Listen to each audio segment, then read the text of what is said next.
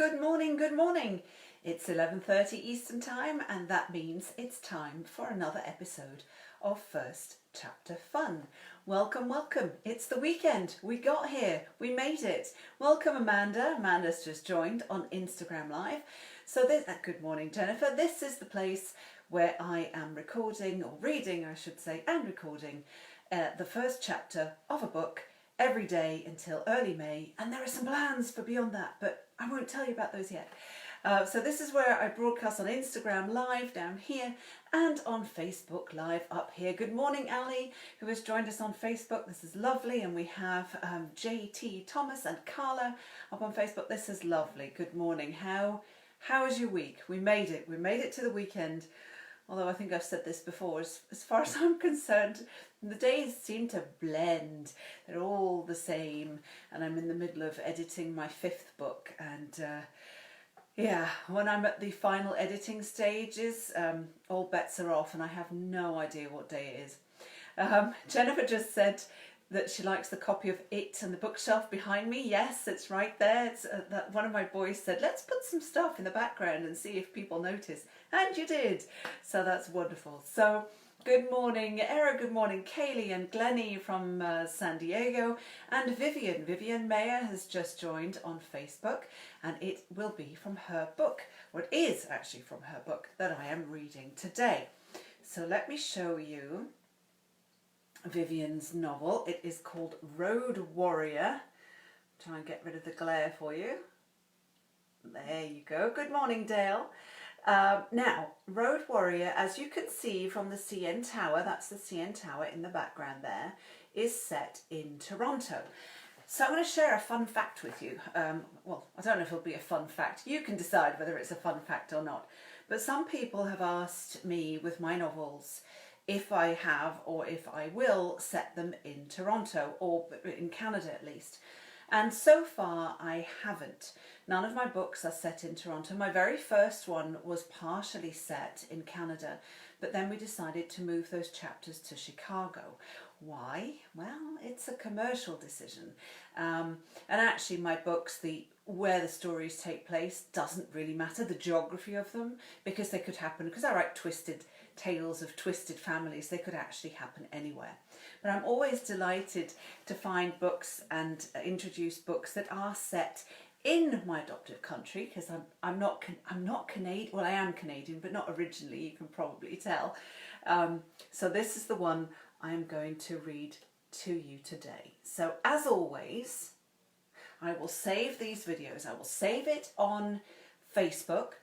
And yesterday, my great friend Jennifer Hillier showed me, socially distanced, appropriate and all the rest of it, how to save longer videos to Instagram TV. So we'll be able to have them on both platforms, and you'll be able to watch and rewatch to your heart's content. Good morning, Hank. Hank Philippi Ryan has joined on Facebook. Lovely to see you. Happy weekend. Happy weekend, Sharon, as well. I see Sharon Derrick. I've read from her book. That was last week, I think it was. So without further babbling, oh dear, I've switched this one off again. Let me introduce you to Vivian Meyer and her book, Road Warrior. So here we go. Vivian Meyer worked for many years as an educator in a downtown Toronto alternative secondary school, while also dividing her creative energies between visual arts and the craft of writing. Her first mystery novel, Bottom Bracket, featuring Abby Faria, a bicycle courier who lives in Toronto's Kensington Market, was published in 2006. Ragged Chain, the second novel in the series, published in 2009. And Road Warrior, the one I'm reading from today, is the third and new addition to the series and is out now. So the whole series, all of the books, are available now. Vivian currently divides her time between Toronto, Ontario, Vancouver and Quadra Island, British Columbia. And you'll find more about her and her books on vivianmeyer.moonfruit.com. That's moonfruit with my funny accent. So good morning Natalie, good morning Mary. Mary, I will be reading from your book in a few days. It's so lovely to see everyone, this is great, and Rebecca too. So I will now show you the cover again of the book, of Vivian's book, because this is her episode. There we go. Road Warrior, set in Toronto. Those of you who have just joined, that is the CN Tower in the background. If you haven't seen it, you really should. Oh, and Jennifer Hilliard's just joined. I just mentioned to you, Jennifer, how you have saved me time by showing me how to pop some stuff on Instagram TV without losing my mind. All this social media stuff, steep learning curve, boys and girls, this past month since I started this series. But now, let us return to Vivian's book, Road Warrior, and let me read you the blurb. Abby Faria returns from vacation in BC to discover her friend Maria is having marital problems. And as Abby resumes her job as a bike courier, Maria's troubles are compounded by the disappearance of her son Thomas, and she turns to Abby for help. When Abby hunts for Thomas and pieces together clues, When Abby hunts for Thomas and pieces together clues, she finds new allies. Alex, the woman who took over the community centre bike work programme for youth in Abby's absence. Handsome Dave, a fellow bicycle and coffee enthusiast, and an RCMP officer on loan to the Toronto Police Force. But as the days pass and Maria becomes increasingly desperate, it's anybody's guess if Abby can find Thomas before it's too late. So that's the blurb for you. And now I will read you, I don't know why I'm holding my pencil, it's not like I'm going to write anything down. There we go. Let me read you chapter 1 of this book. So this is Road Warrior by Vivian Meyer, chapter 1, Monday. The last time I spoke with Maria, I could tell by the sound of her voice that something was wrong. Despite her reassurances, I was worried and I felt incapable of helping her from a distance. So my worry about her, plus a declining bank account balance, prompted me to return to Toronto and my beloved Kensington market. So there I was at 8 o'clock in the morning, standing out in front of Neptune's Nook fish shop, my eyes as tired and red as the flight had promised, and there wasn't a sign of life inside the building. It was way past the time Maria and her mother usually started chipping ice, creating a cold bed for the red snapper, cod and sundry other delectable seafood that would lure in buyers. My worry quotient was going up. On the sidewalk beside my bags were the styrofoam boxes of fish that had been dropped off in anticipation of the shopkeeper's arrival. I might as well get these inside, I said to no one in particular, as I bent over to move my luggage and the boxes into the shop. Just then a pimply-nosed young man clad in jeans sauntered up. "Hey, what are you doing with Maria's stuff?" he asked demandingly. I stood up and looked at him. He wasn't a market regular. "Sorry," I said, prickling a little. "I'm Maria's friend, Abby. And who are you?" "Name's Paul," he replied, leaning back on his heels. "I've been working here a couple of months now." He nodded at the shop. "Maria hired me to help out." His voice had a bit of a twang to it. I wondered where he hailed from as he continued to clip his words. "I used to fish down home," he said, volunteering the answer to my unspoken question as he jerked his head in an easterly direction. "Thought this job might work for me. The missus mentioned you were coming back." He looked inside and raised his eyebrows as if he'd just figured it out. "She not here then?" "No," I replied, and held out my hand, which he shook somewhat reluctantly. I was going to take the stuff inside. He looked at me with surprise. "So you have a key?" "She hasn't given me one yet," he grumbled, kicking the ground. "Oh well, I figure I might as well get started in there anyway." "Obviously I have a key," I said dryly. "I live here, although I usually go in from the back." He nodded absently as I shouldered my backpack and stepped forward to open the shop. Paul began gathering up the boxes and, once the door was open, I turned around to help. We silently carried in my luggage and the fish. I wasn't sure what to do next, go upstairs and check my apartment, or help Paul with the setup in the shop. He seemed a bit detached and not overly friendly, but as he started the morning routine, he looked like he knew what he was doing. Better him than me stabbing away at the solid chunk of ice, I thought. So I addressed his turned back. Listen, Paul, I'm going to take my gear upstairs and check out my place. Then I'll be back to see if I can help. Maybe I'll try calling Maria too. I wasn't sure if he'd heard me, what with all the chopping noise, but it looked to me like he nodded, so I grabbed my stuff and walked to the back of the shop. Dumping most of my luggage just inside the open door to my little living room cum office on the main floor, I could see piles of mail on my desk waiting for me. That can wait a little longer, I thought, as I closed the door and headed upstairs. Everything else was ship-shape, as I knew it would be. The clean freaks, Maria and my mother, would have had their way with it once I'd left. It was okay. I knew that even they would not touch my bikes, which were hanging neatly in a row. One went missing while I was out west, and I felt a twinge at the loss as I eyed the lonely, empty hook. Then I shook my head slightly and thought, well, room for one more, and I joyously ran my hands over all the others. Oh, my beauties, I said softly. I'm home. I'll do a good check on each of you soon. I bet you miss your friend.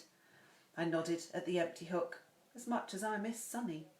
I felt a second, slightly sharper twinge as I said his name, but then gave myself another shake as I continued to commune with my beautiful bicycles. Sonny is a former courier turned bike shop owner on Peregrine Island in the Strait of Georgia in British Columbia. We'd shared in a little adventure there while I was on vacation, and I soon decided to settle in for a longer visit. We'd found ourselves falling into a comfortable relationship, so I stayed longer than I'd expected. Even though my worry for Maria and the lure of the speed in the big city drew me back, my relationship with Sonny was the first one to ever make me take a pause and question my choices. After some time, I finally decided to go home to Toronto to see how it would feel to be away from him and the island. I also wanted some time to see how my new gig with investigating would turn out, and I truly missed the rush of couriering. Quickly surveying my little place, I realised it felt right to be home.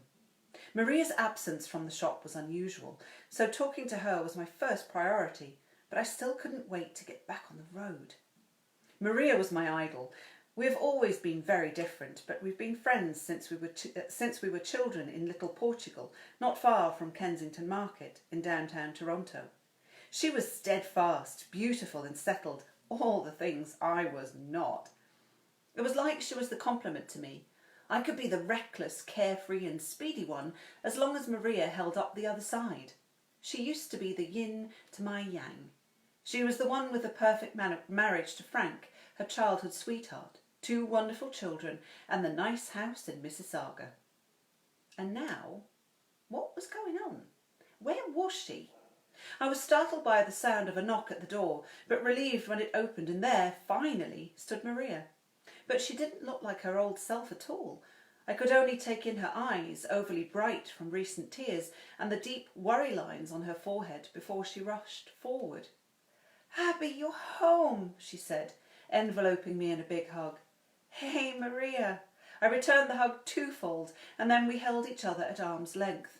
"I'm so glad you're here. It's not like you to be late," I said as I took a good look at her. Maria looked dishevelled for her, and then there were those worry lines. She brushed away my comments as she pushed her loose hair from her eyes. "I'm sorry.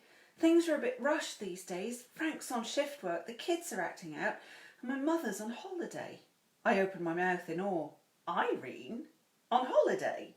She nodded, brushing away another audacious, uncooperative curl. "I know," she said, smiling a little. "It is amazing. But I think she had a bit of a scare when she had a small angina attack. Believe it or not, her friends finally convinced her to go to the old country with them on a bus tour.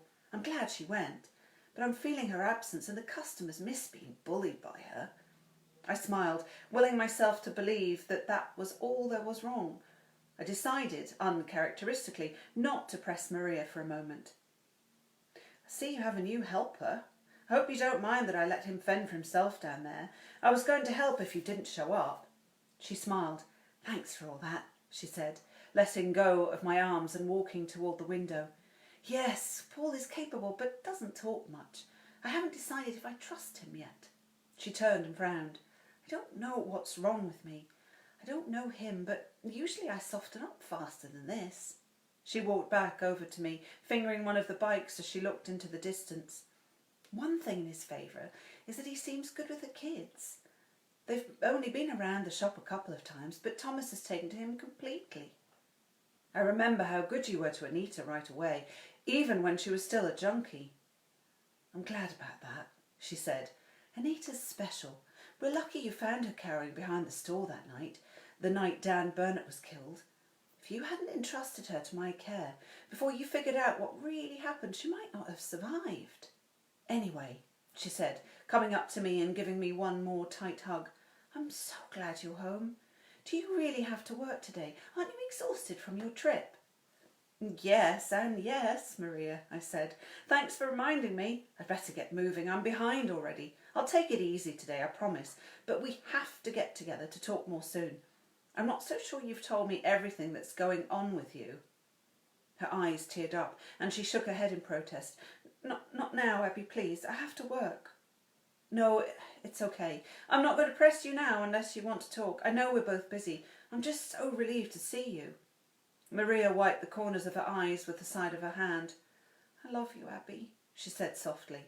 "I'm so glad you're back." She gave herself another metaphorical shake, squared her shoulders and took on her more familiar, firm expression. "Promise me you'll be careful. You're not riding on lazy country roads anymore." "Yes, ma'am," I said contritely, and then I laughed. "I'll see you later in the day." As Maria headed down the stairs, I began pulling on my slightly musty courier gear, which I'd left in the old trunk beside my door.